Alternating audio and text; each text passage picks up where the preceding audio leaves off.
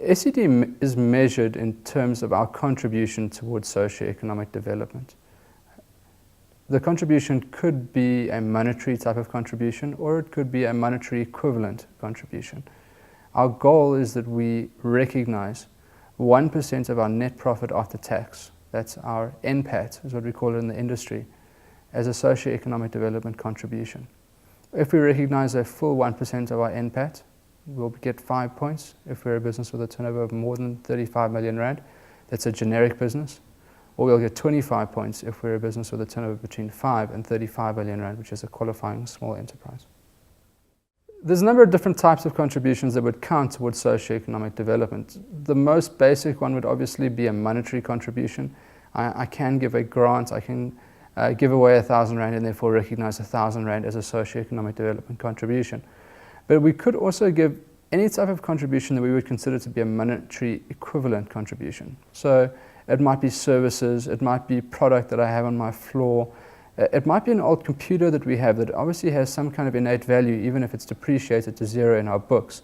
So anything that has an equivalent monetary value, we could give as a socio-economic development contribution.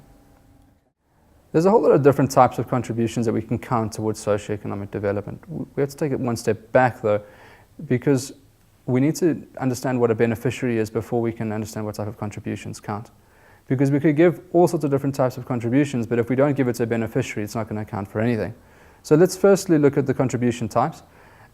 In terms of the contributions, we could give any type of monetary contribution, a grant, that's obviously going to count as a socio-economic development contribution, or we could give a monetary equivalent contribution. This is anything that we can attach a value to it.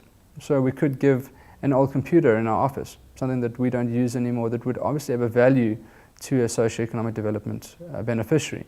We could give stock from our floor, we could give services, we can give time of our employees. All of those things have a monetary equivalent value, and we'd recognize that as a socio-economic development contribution.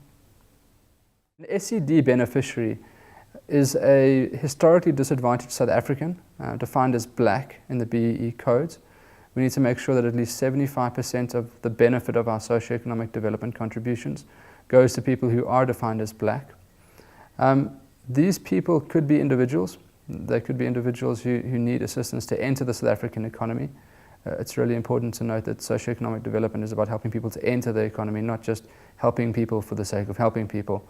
So it could be an individual who's wanted to enter the economy, and I help him through training, through teaching, through coaching, through the provision of services or whatever it is, so that he can start to enter the South African economy sustainably. Or it could be to an organization where we can prove that 75% or greater of the beneficiaries are actually black as defined by the codes, and that organization is involved with anything that would be deemed to help people enter the economy. It might be an educational institution, it might be a workplace readiness institution, it might even be a feeding organization if you look at it from the right context.